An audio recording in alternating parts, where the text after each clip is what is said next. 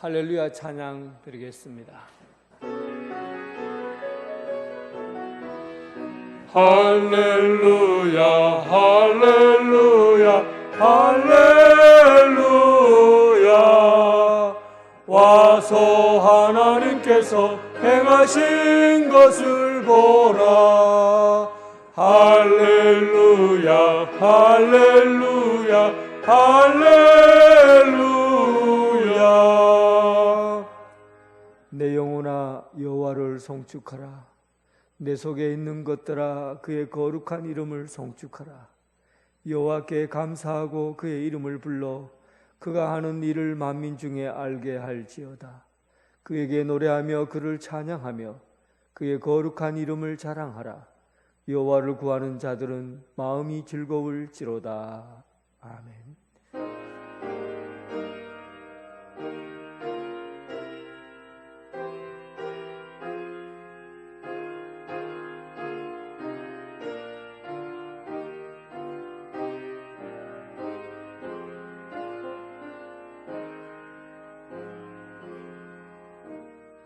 할렐루야. 오늘도 우리 주님 예수 그리스도를 통하여 계시하신 구원의 역사를 경험하면서 감사합니다. 성령님이여 우리를 정결케 하여 주옵소서. 이 시간 성부, 성자, 성령 하나님의 영원하신 뜻 아래 경배와 찬양을 드립니다. 영광과 찬미 홀로 받으시옵소서. 우리의 구원자이신 예수 그리스도의 이름으로 기원하옵나이다. 아멘.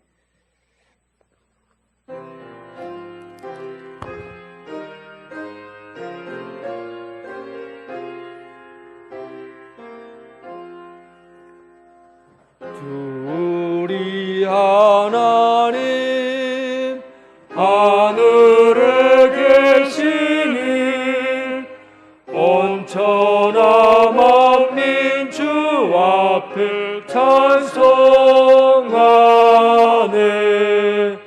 이 천지 만물도 주 앞에 엎드려 그 거룩하신 이름을 늘 높이네. 주 언약하신 것 끝까지 지키니 저 하늘 나라 향하여 복하리라. 주 얼굴 배울 때 내 마음이 기쁘고 영원히 주의 영광을 찬양하리. 왕의 왕 되신 주 하늘에 계시니 이 세상 죄영이 기시 구주 예수. 저 천군 천사들 조용히 하고서 무성도 함께 영원히 늘 섬기네. 성삼위일체께 승리한 무리들 다 기쁜 소리 높여서 감사드려. 창조주 하나님 내 주님 되시니 주 앞에 나도 엎드려 경배하네.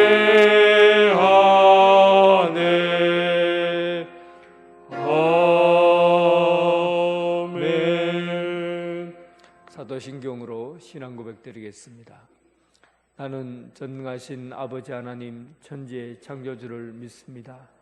나는 그의 유일하신 아들 우리 주 예수 그리스도를 믿습니다.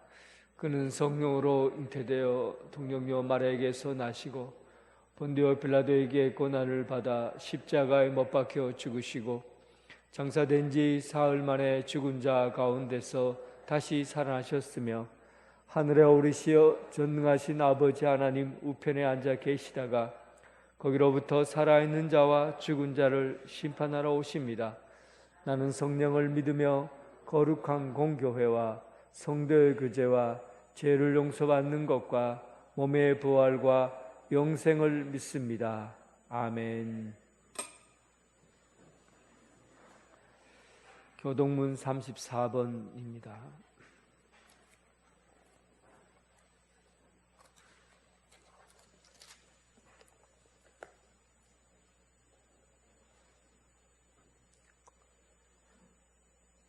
우리의 능력이 되시는 하나님을 향하여 기쁘게 노래하며 야곱의 하나님을 향하여 즐거이 소리칠지어다.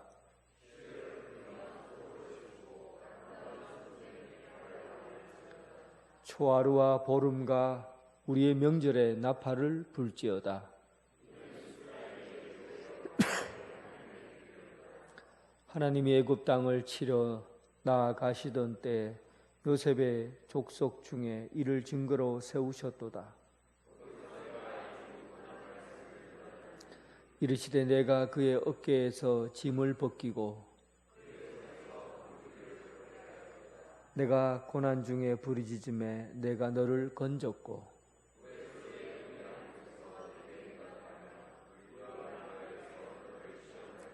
내 백성이여 들으라. 내가 내게 증언하리라. 이스라엘여 내게 듣기를 원하노라.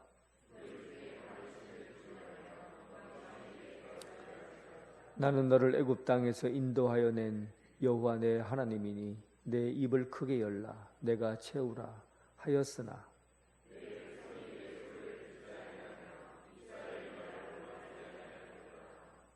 아멘.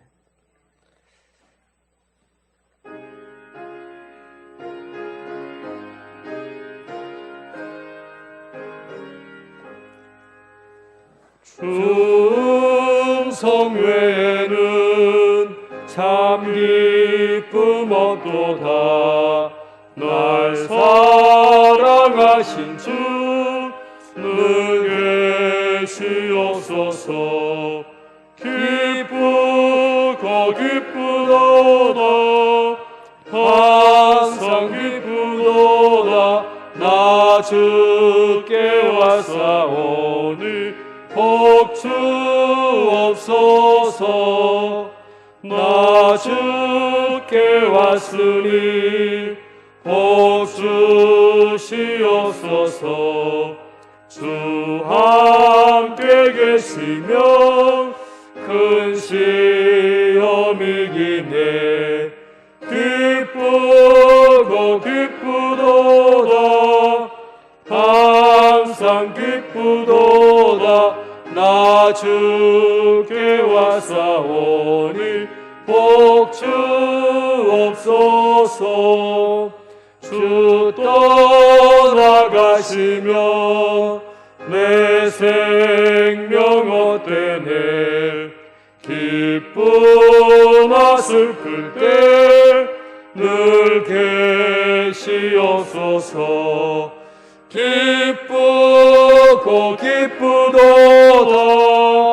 항상 기쁘도다. 나 주께 왔사오니 복주옵소서. 그 귀한 언약을 이루어 주시고 주 명령 따를 때 늘 계시옵소서. 기쁘고 기쁘도다. 항상 기쁘도다. 나 주께 왔사오니 복주옵소서. 아멘. 박영찬 장로님 기도하겠습니다.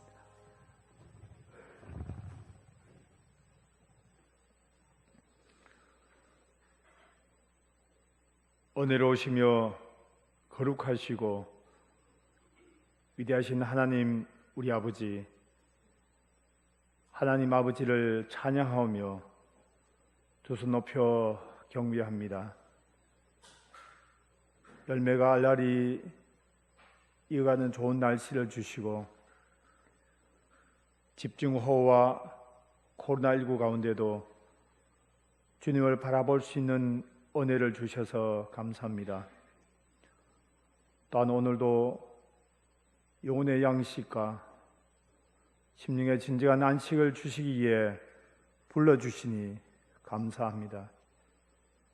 썩어질 양식을 위해 살지 말고 영생의 양식을 위해 살려고 하신 주님, 천국의 소망을 두고 주님을 위해 일해야 할 저희들이 오나 오히려 세속의 분주함 때문에 주님의 일에 소리했던 저희를 용서하여 주옵소서. 우리의 연약함으로 인하여 범죄치 않도록 감습하시며 우리의 이기적인 마음과 교만함으로 우리의 이웃에게 상처를 주지 않도록 우리의 삶을 주장하여 주옵소서. 사랑의 주님, 우리로 하여금 주님의 성품을 닮아 사랑하게 하옵소서. 날마다 저희 가운데 성령의 열매가 맺혀지게 하여 주옵소서. 순종하게 하시며 친절과 봉사로 주님의 자녀가 되게 하여 주옵소서. 우리의 삶 속에서 복음을 전하는 저희들 되게 하여 주옵소서. 역사하시는 주님, 120주년을 맞이하여 교회를 새롭게 하시며 개척하는 마음으로 섬기며 헌신하게 하시고 말씀의 본질에 충실한 교회로 세워주시기를 원하고 원합니다. 지역사회와 잘 연합하여 그리스도의 향기를 바라는 교회 되게 하시고 교회 학교와 젊은 세대를 위해 함께하는 교회 되게 하시고 또한 고민하는 교회 되게 주님 도와주옵소서. 오늘도 단위에 서신 담임 목사님 위에 함께하사 준비하신 말씀을 힘있게 전하게 하시고 주님의 능력이 나타나고 성령의 역사가 강하게 일어난 시간 되게 하여 주옵소서. 예배를 돕는 찬양대와 예배위원, 봉사위원들에게 성령의 충만함을 허락하여 주옵소서. 길이요 진리요 생명 되시는 예수 그리스도 이름으로 기도드립니다. 아멘.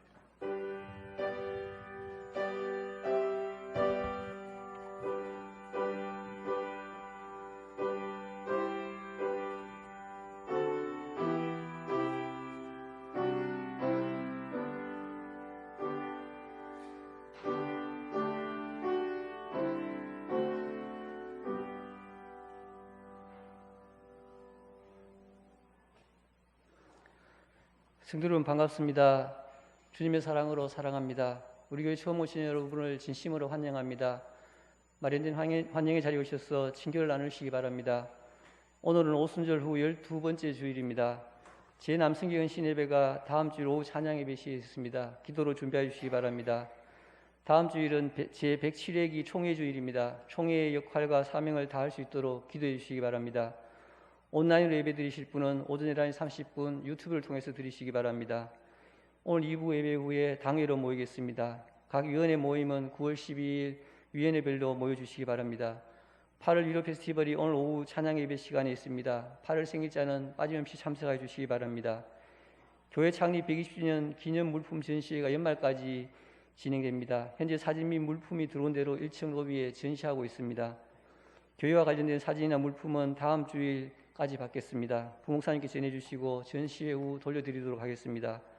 온라인 예배 시험금은 교회 계좌번호를 이용해 주시기 바랍니다.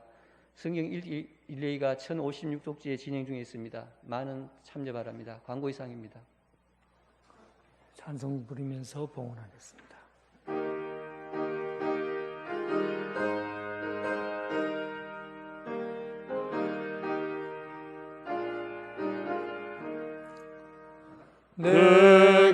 받은 모든 것은 하나님의 선물이니 마음과 뜻 다하여서 겸손하게 드립니다. 주님 기뻐 받으시니 바치는 나 즐겁도다. 복의 근원 하나님께 영원토록 감사하리. 아멘. 거룩하고 자비로우신 하나님, 살아 숨쉬는 모든 곳에서 하나님이 함께 하심을 믿습니다. 잠을 잘 때도 일할 때에도 살아가는 모든 곳에서 언제든지 우리와 함께 동행하시며 지켜주시고 보호해주심을 감사합니다. 항상 기뻐하고 쉬지 말고 기도하며 하나님의 거룩한 백성으로 그 의무와 책임을 다하는 성도가 되게 하여 주옵소서. 이 시간 우리의 삶을 담아서 봉헌합니다. 살아가면서 주어진 것들을 감사하며 살아가게 하옵시고 우리에게 맡겨진 하나님의 것을 구분하여 드리게 하여 주옵소서. 감사와 성교와 봉사 예물을 드립니다. 이 예물들이 썩어지지 않고 상하지 않게 하시고 아름다운 제물 되게 하여 주옵소서. 강한 햇볕과 바람과 빛 속에서도 열매가 있고 자라듯이 신앙의 열매도 건강하게 자라게 하여 주옵소서. 예수님 이름으로 기도드립니다. 아멘.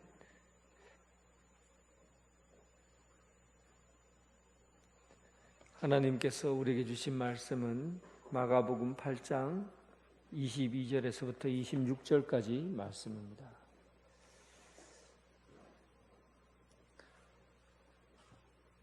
하나님의 말씀을 봉독해 올리겠습니다.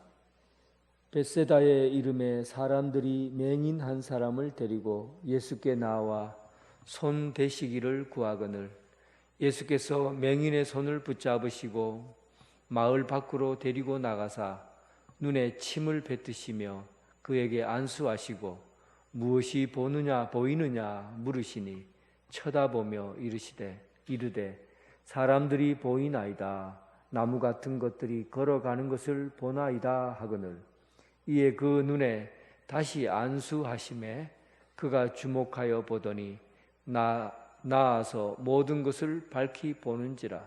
예수께서 그 사람을 집으로 보내시며 이르시되 마을에는 들어가지 말라 하시니라.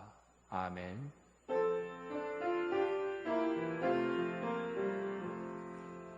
아버지 한 말씀 내가 살겠네 내가 살겠네.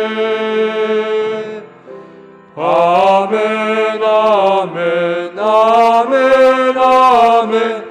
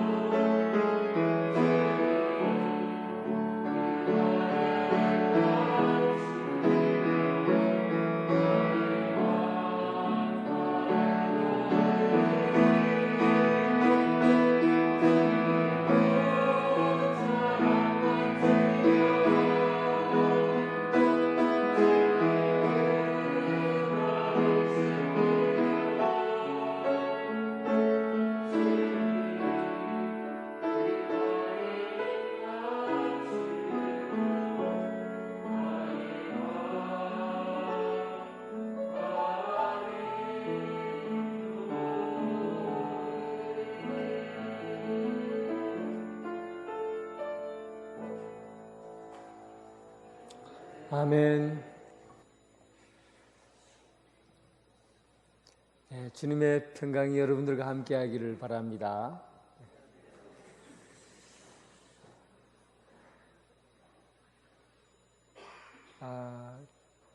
어릴 때 생각해 보면 침대 생활을 해본 적은 없는 것 같아요.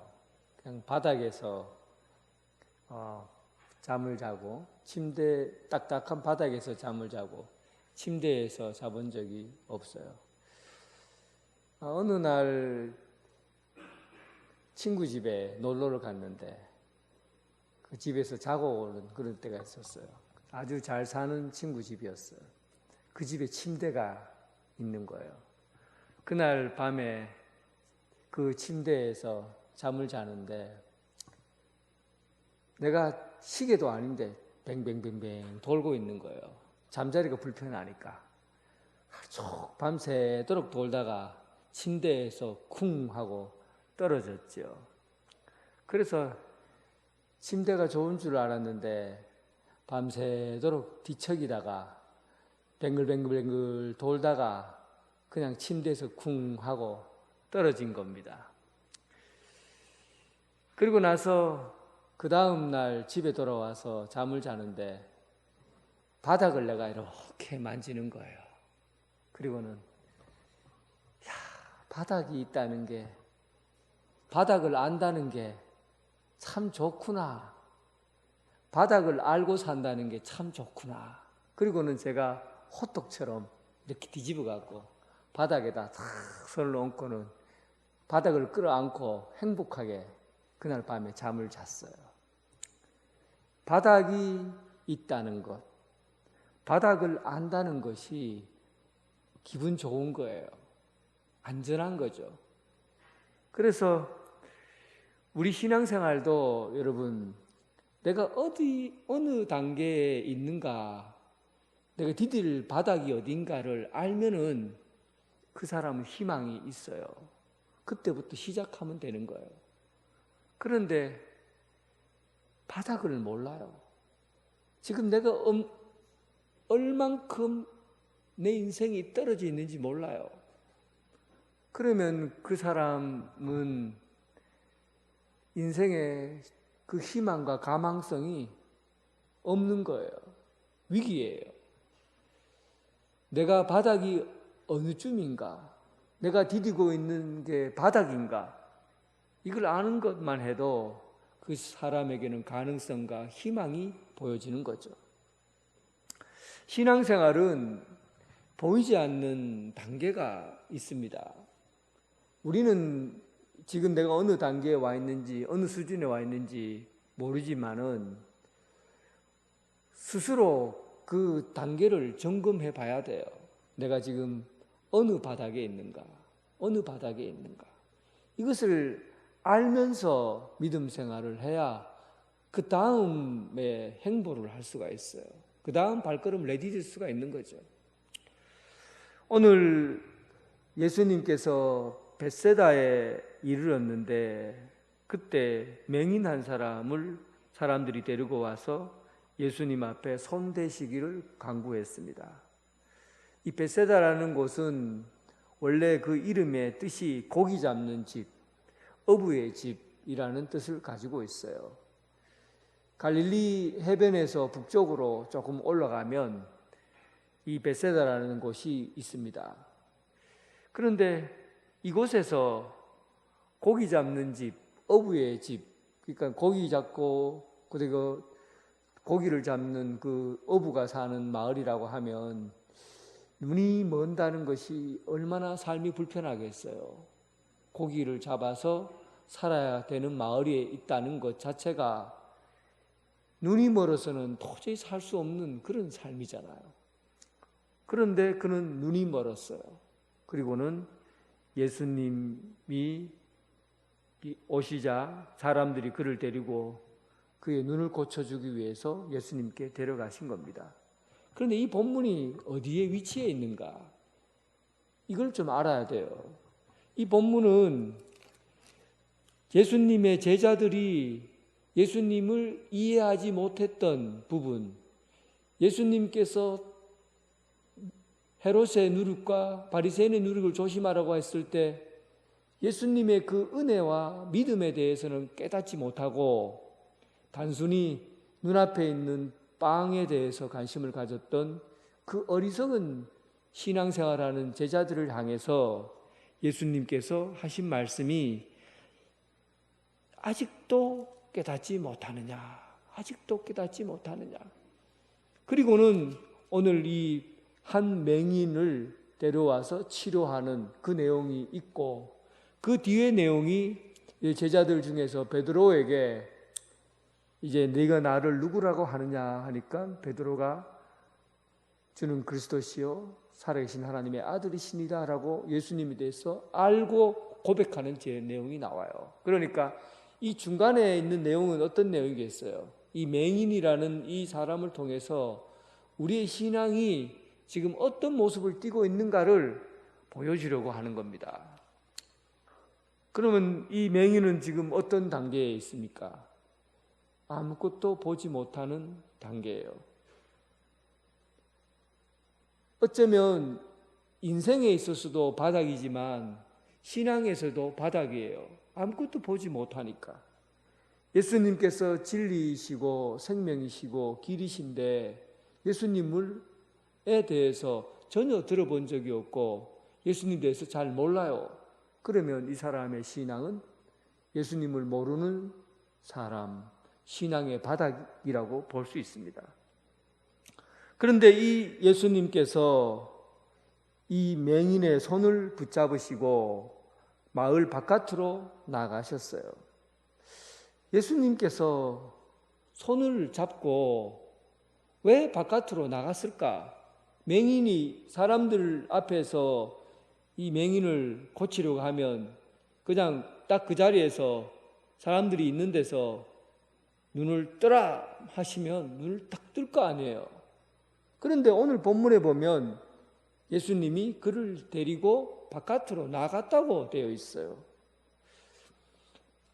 예수님께서는 한 행동 하나 행동 하나 한 가지가 의도적으로 무슨 뜻을 담고 있거나 의도를 갖고 그렇게 행동을 하시지 그냥 무작정 하는 행동은 예수님에게는 어떤 행동도 헛손질이 없어요. 헛구물질이 없어요. 언제나 예수님은 뭔가 의미를 담고 있어요. 길거리에서 맹인으로 살던 사람이 다윗의 아들 예수여 나를 고쳐주세요 하고 소리를 지르니까 그 자리에서 눈을 안진뱅이를 일으키시잖아요. 따로 데리고 나가고 따로 다른 장소로 움직여 나가고 그러진 않아요. 그 자리에서 고치시는 거예요. 예수님께서는 오늘 이 눈먼 사람에게 그를 데리고 나아갔어요. 눈먼 사람, 눈이 먼 사람을 데리고 나가는 사람은 눈이 뜬 사람, 눈이 밝은 사람은 이 맹인을 데리고 나갈 수 있지만 눈이 어두운 사람, 길을 모르는 사람은 맹인을 데리고 나갈 수 없는 거예요.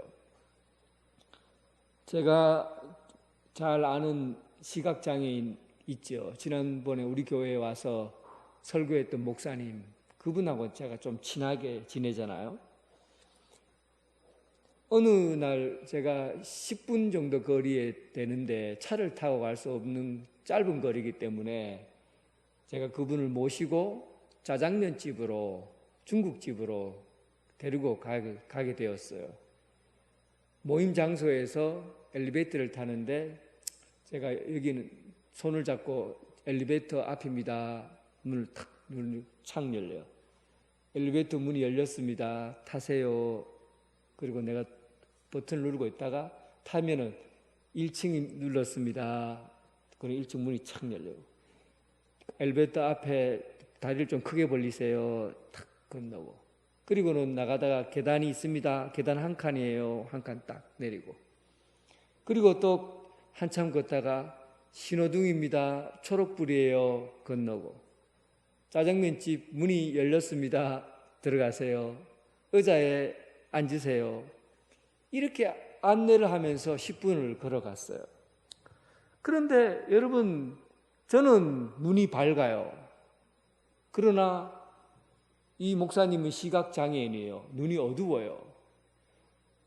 나니까 눈이 밝은 내가 이끌고 가니까 길을 알고 있고 또 내 눈이 밝은 내가 이끌어 가니까 한 발자국 한 발자국 내가 설명한 대로 걸어가는 거예요. 내가 의도하고 내가 말한 대로 한 걸음 한 걸음을 내딛는 것이죠. 맹인인 사람은, 눈이 어두운 사람은, 영적인 눈이 어두운 사람은 영적인 눈이 열려진 사람의 손을 잡아야만이 길을 갈 수가 있습니다. 그분이 누굽니까? 그분이 누구예요? 예수님이에요. 예수님의 손을 잡지 않고서는 어떤 누구도 눈을 뜰 수가 없습니다. 눈이 열리질 않아요. 예수님이 길이고 예수님이 진리고 예수님이 생명이니까 예수님이 손을 잡고 가는 그 걸음은 한 걸음 한 걸음 다 한 걸음을 가고 두 걸음을 가고 100걸음을 가고 1000걸음을 가도 그 걸음은 바른 길을 가는 거죠. 시편 37편 23절 여호와께서 사람의 걸음을 정하시고 그 길을 기뻐하시나니. 사람의 걸음을 정한다는 것은 예수님께서 이끄는 삶은, 예수님께서 이끌어가는 삶은 다 우리의 걸음이 예수님이 목적하시고 의도하신 그 길로 가는 그런 걸음이 되는 겁니다. 사랑하는 성도 여러분, 혹시 여러분들 중에 예수님을 전혀 만나지 못했던 영적으로 완전히 눈이 어두운 분이 있습니까? 예수님의 손을 잡으시기 바랍니다. 예수님의 손을 잡으면 그 걸음이 100걸음이든 1000걸음이든지 바른 길을 가게 되고 생명의 길을 가게 되고 진리의 길에 서게 되는 겁니다. 예수님의 손을 잡고 가는 여러분 되시길 주님의 이름으로 축원합니다. 23절에 예수님께서 그의 눈에 침을 뱉으시고 그에게 안수하시고 그리고 예수님께서 그에게 물으셨어요. 무엇이 보이느냐라고 물었어요. 그러니까 24절에 보니까 쳐다보며 이르시되, 24절 쳐다보며 이르되, 그리고 그 뒤에 보면은 25절을 보면 주목하여 보더니 이렇게 나와 있죠. 쳐다보는 것과 주목하여 보는 것과 다르게 구분해 놨어요. 그 쳐다보며 이르되 사람이 보이나이다. 나무 같은 것들이 걸어가는 것이 보인다. 나무 같은 것들이 걸어가는 것을 보인다라고 하는 것은 잘 안 보인다, 흐릿하다, 사람인지 그리고 나무인지 모르겠다. 나무 같은 것들이 그냥 걸어가는 사람인데 마치 나무가 걸어가는 것처럼 그렇게 보인다는 거죠. 잘 본단 말입니까? 못 본단 말입니까? 눈을 쳐다보기는 봤는데 선명하게 분명하게 확실하게 보이지 않고 맞는가 그렇지 않는가 흐릿하다는 거예요. 이런 영적인 상태가 예수님을 믿는다고 하는데 인격적으로 만나지 못한 사람들, 예수님을 믿는다고 하는데 중생의 교리나 거듭남에 대한 것들을 경험해 보지 못한 사람들, 주님을 진심으로 인격적으로 만나보지 못한 사람들, 이런 사람들은 사는 게 확신이 없어요. 내가 예수 믿는가? 내가 나를 예수 믿는다고 말할 수 있는가? 확신이 없는 거예요. 사실은 이런 분들은 제가 신방에서 몇 마디만 던져보면 확실히 알 수 있어요. 그냥 말 몇 마디만 던져봐도 교회 나가고 신앙생활 하는 것이 그냥 주님을 만나서 주님과 나와 진심으로 교제가 있고 인격적인 만남이 있어서 주님이 나의 구원자이시고 또 주님이 아니면 내가 살 길이 없습니다. 주님은 나의 영원한 생명이고 물이시고 말씀의 빵이시고 이런 경험이 없어요. 이런 감격적인 경험이 없이 예수님을 믿는 사람은 이렇게 나무처럼 걸어 다니는 것 그렇게 흐릿하게 보이는 거예요. 신앙생활에 자신이 없는 거예요. 예수 믿는다고 말해야 하도 본인이 어색한 거예요. 내가 예수 믿는 사람입니다. 나는 예수 믿는 사람입니다. 이게 어색한 거예요. 그런지 아닌지 잘 모르겠어요. 예배 시간에 설교 시간 5분만 길게 해도 머리에부터 열이 막 팍 납니다. 오늘 설교가 또 왜 이렇게 기나? 말씀이 내 속에 들어와서 오묘하고 달고 먹는 것 자체가 말씀을 받는 것 자체가 그 감격적인데 그런데 말씀 듣는 게 지루해요. 자꾸 흐릿하게 보이는 거죠. 여러분 중국 지하교회 성도들 이야기 들어보셨죠? 설교를 하루 3시간을 하는데 앉아서 설교 듣자고 일어서서 3시간 동안 듣는데 한 사람도 자리를 뜨지 않고 설교 끝나고 나니까 목사님 설교 좀 더 해주세요. 더 먹고 싶어요. 그 지루하고 재미없는 그런 설교를 3시간 동안 하는데도 설교가 하나님의 말씀이 꿀처럼 달고 너무 귀해서 다음에 또 이 말씀을 어떻게 들을 수 있을까? 1시간만 더 해주세요. 1시간만 더 해주세요.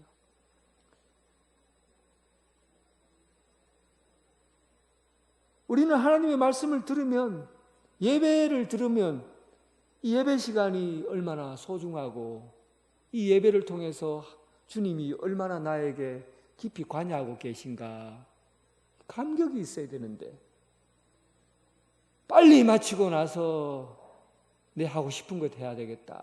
빨리 예배 끝내고 나서 놀고 싶은 거 놀고 가고 싶은 데 가고 예배는 가고 싶은 데 가기 위한 과정이지 예배가 기쁨이고 즐거움이 아니에요.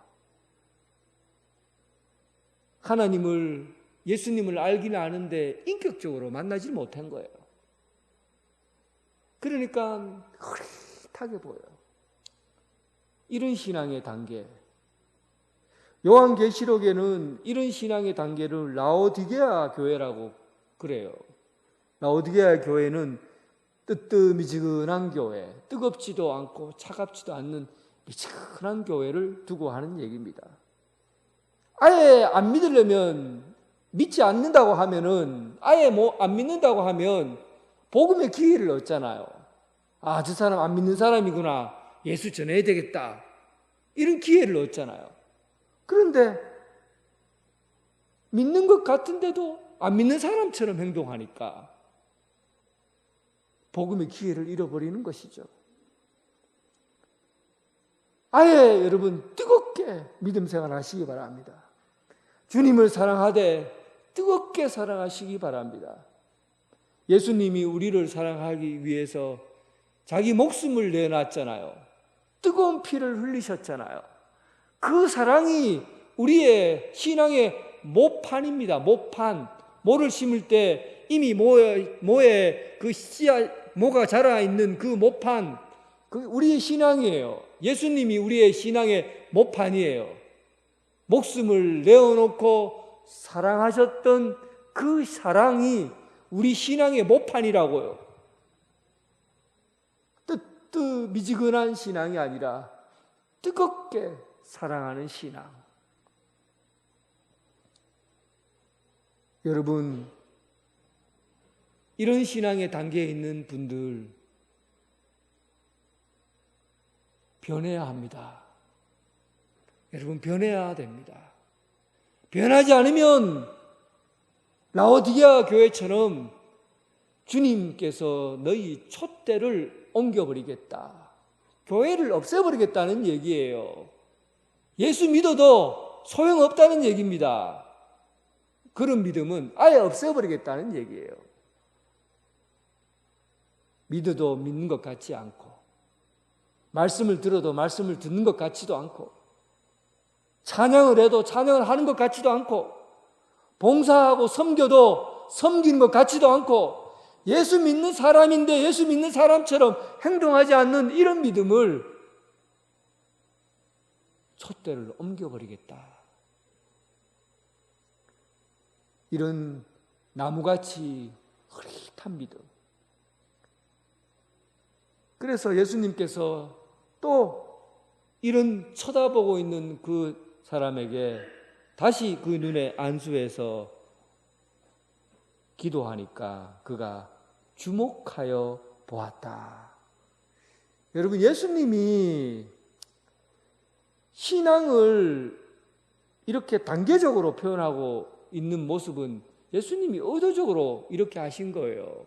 제자들에게 보여주려고. 단순히 그냥 한 번에 예수님이 죽은 나사로도 살리는 능력이 있는 사람이, 그런 분이 그냥 침을 뱉고 눈에 바르고 눈 떠라 그러면 눈 탁 뜨고 와, 모든 게 환하게 보입니다.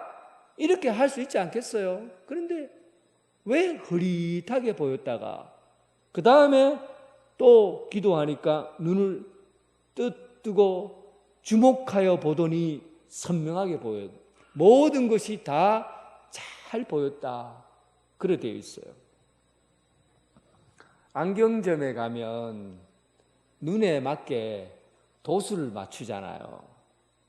이게 탁 뭐 안에다가 유리알을 넣으면서 이건 몇 번, 1번, 2번, 몇 번 하고 탁 글자를 보여줘요. 그리고는 이쪽으로 열렸고 저쪽으로 열렸고 하고 또 그림도 보여주고 그러잖아요. 그런데 안경을 눈이 자꾸 안 보이는데 자꾸 안에다가 뭘 착착착 끼워 놓으면 도수를 자꾸 높이면 어느 순간에 환하게 되고 글자가 선명하게 비춰져요. 그것을 도수를 맞춘다 그래요. 초점을 맞추는 거죠. 눈에 초점을 맞추면서 안경의 도수를 내 눈에 맞게 맞추는 겁니다. 여기서 주목하여 본다라는 말은 신앙의 초점을 맞춘다는 그런 의미예요. 그러니까 내가 눈을 떠도 쳐다보는 것으로는 신앙이 그 정도 단계에서는 안 된다는 겁니다. 도수를 맞추고 선명해져야 된다는 거죠.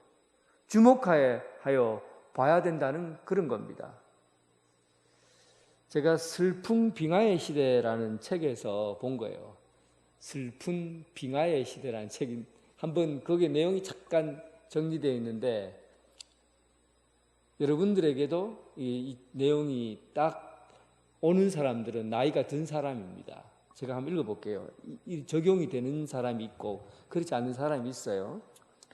내 나이에 이젠 모든 죄가 다 어울린다는 것도 안다. 업무상 배임, 공금횡령, 변호사법 위반, 뭘 갖다 붙여도 다 어울린다. 때 묻은 나이다. 죄와 어울리는 나이. 나와 내 친구들은 이제 죄와 잘 어울린다. 혹시 그런 분이 있습니까? 크게 뭐 죄를 얘기해도 그것이 그렇게 부담스럽지 않아요. 그럴 수 있지. 그 나이 때는 그럴 수 있어. 그 나이 때는 그렇게 괜찮아. 그렇게 죄를 지어도 당연하게 여겨지고 어울려요. 나는 이 대목을 읽고 깜짝 놀랐어요. 내가 벌써 죄가 익숙해졌나? 내 나이가 벌써 죄를 지어도 크게 내게 문제로 다가오지 않는 그런 나이가 되었나?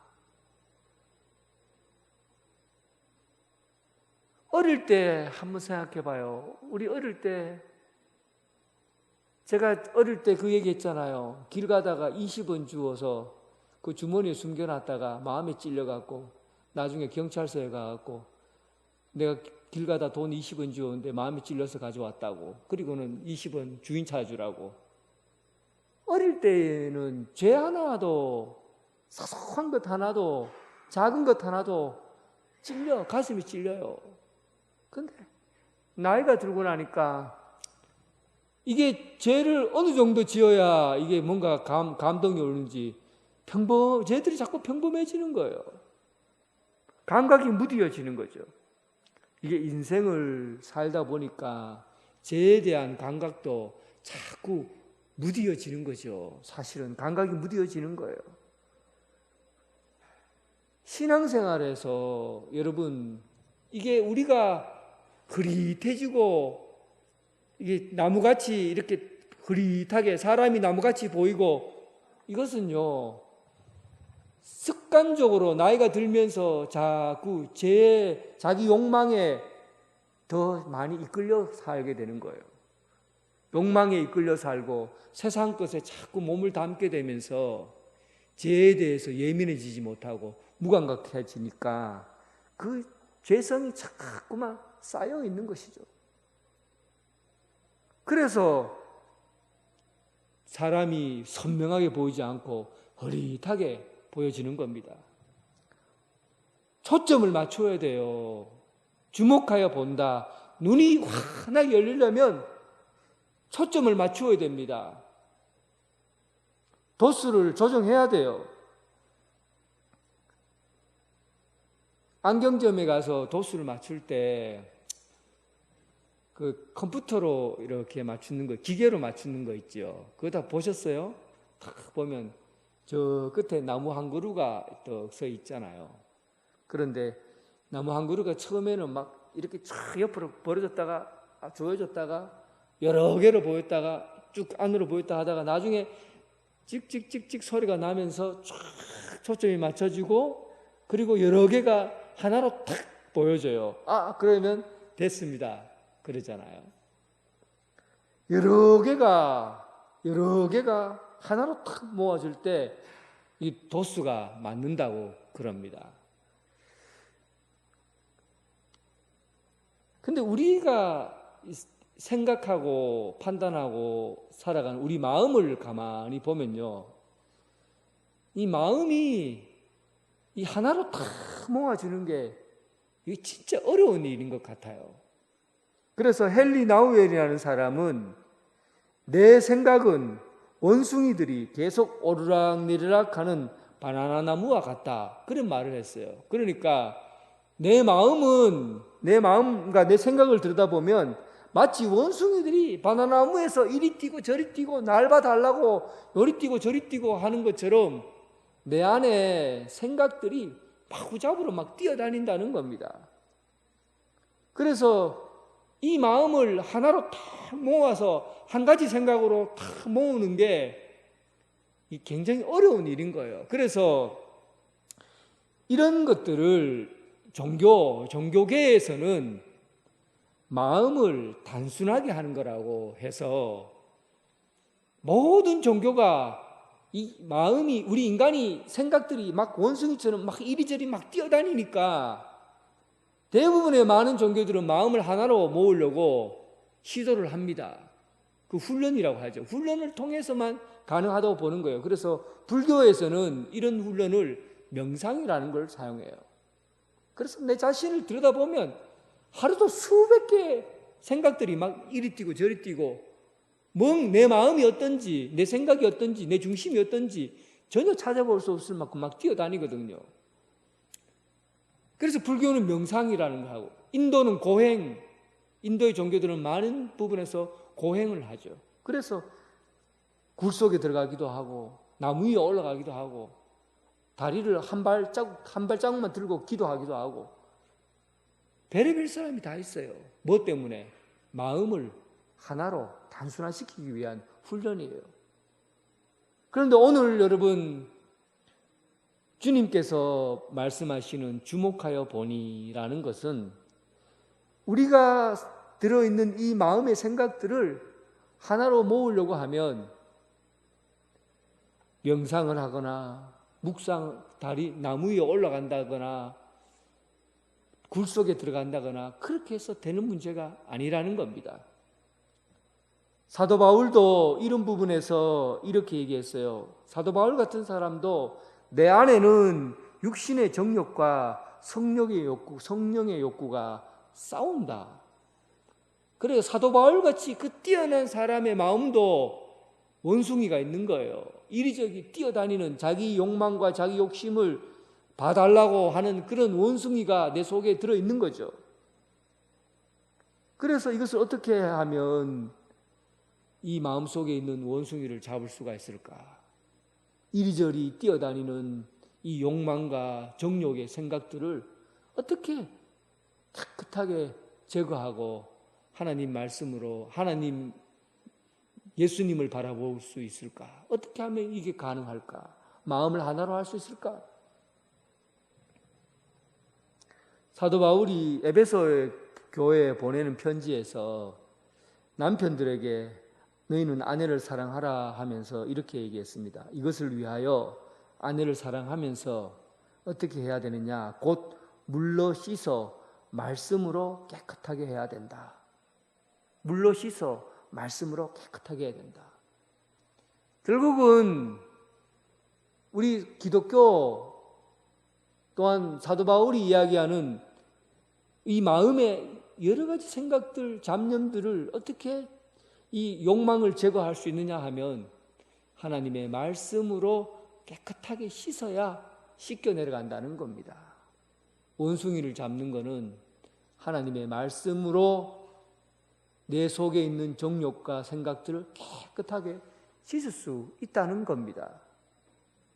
구체적으로 모든 사도 바울이 이렇게 얘기했어요. 구체적으로 모든 성경은 하나님의 감동으로 된 것으로 교훈과 책망과 바르게 함과 의로 교육하기 유익하다.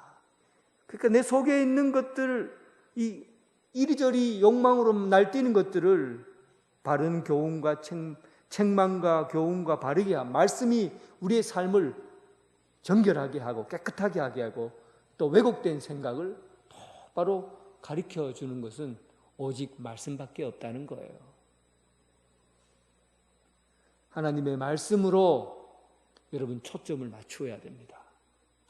말씀이 넉넉하게 여러분 삶을 지배할 때만이 하나님의 말씀이 여러분들의 삶을 넉넉하게 풍성하게 여러분들 속에 임할 때만이 여러분 속에 있는 이 나쁜 생각들, 정욕들을 깨끗하게 정결하게 씻어낼 수가 있고 그리고 단순하게 한 마음으로 주님을 섬기고 또 주님 앞에 나아갈 수 있는 길이 거기에 있다는 겁니다. 사랑하는 성도 여러분, 여러분 어느 바닥에 있습니까? 여러분 지금 어느 바닥에 있습니까? 바닥을 아는 것 여기서부터 출발하십시오. 나는 지금 어느 바닥에 있는가? 앞이 보이지 않는 맹인인가? 혹시 그렇다고 한다면 예수님의 손을 붙잡으시기 바랍니다. 아직도 예수님을 만나본 적이 없고 예수님을 인격적으로 경험하지 못했다면 예수님이 이끄시는 대로 가실 수 있길 바랍니다. 혹시 여러분 아직도 흐릿한 신앙, 사람이 마치 나무가 걸어 다니는 것처럼 보이는 그런 흐릿한 신앙에 있는 사람이 있습니까? 바뀌어야 됩니다. 시력을 맞추어야 됩니다. 초점을 맞추어야 돼요. 여러분들 속에 있는 제 욕망을 깨끗하게 씻어내고 그리고 여러분들 안에 있는 이리 뛰고 저리 뛰는 생각의 원숭이들을 깨끗하게 정리할 수 있는 길은 바로 하나님의 말씀밖에 없습니다. 하나님의 말씀으로 여러분 삶이 풍성해지고 그리고 하나님의 말씀이 여러분 삶 가운데 풍성히 임할 때 더 나은 삶, 바른 신앙, 더 높은 단계, 눈이 확 열리는 그런 믿음의 길을 걸어가게 됩니다. 여러분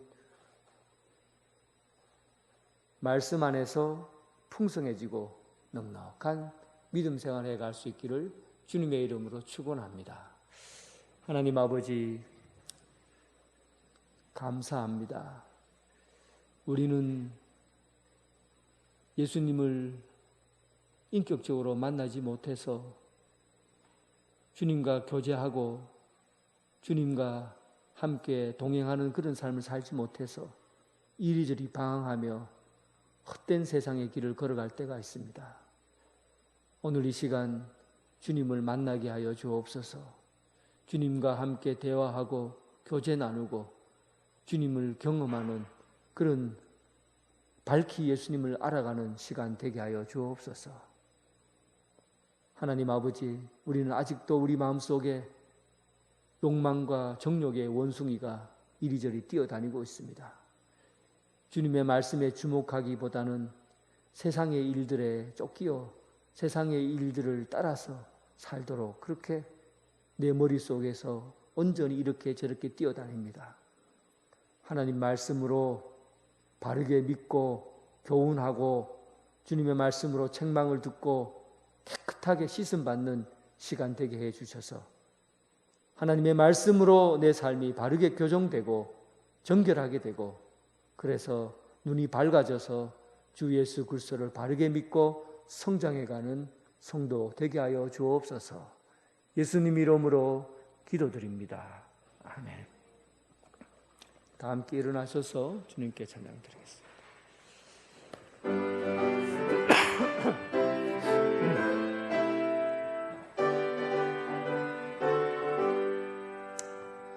내가 예수 믿고서 제사함 받아 나의 모든 것 다 변했네. 지금 내가 가는 길 천국 길이요 주의 피로 내 죄를 씻겼네. 나의 모든 것 변하고 그 피로 구속받았네. 하나님은 나의 구원 되시오니 내게 정죄하 먹혔네. 주님 밝은 빛에서 어둠의 신이 나의 모든 것 다 변했네. 지금 내가 주 앞에 온전케 됨은 주의 공로를 의지함일세. 나의 모든 것 변하고 그 피로 구속받았네. 하나님은 나의 구원 되시오니 내게 정죄하 먹겠네. 내게 성령이 임하고 그 크신 사랑 나의 맘을 가득 채우며 모든 공포 내게서 물리치시니 내 맘 항상 주 안에 있겠네. 나의 모든 것 변하고 그 피로 구속받았네. 하나님은 나의 구원 되시오니 내게 정죄하 먹겠네. 이제는 예수 그리스도의 은혜와 극진하신 하나님의 사랑과 성령님의 교통감화 역사하심이 우리 마음속에 자리 잡고 있는 정욕의 원숭이들이 이리저리 날뛰고 우리의 삶을 주관하는 것이 아니라 오직 하나님의 풍성한 말씀이 우리 속에 임재해서 우리의 삶을 교훈하고 바르게 하고 의로 교육해서 하나님께서 원하시는 그 성숙한 단계에 이르기를 원하는 오늘 이 자리에 함께한 사랑하는 성도들과 각 가정에서 예배드리는 성도들 위해 지금부터 영원토록 함께 하시기를 간절히 축원하옵나이다. 아멘.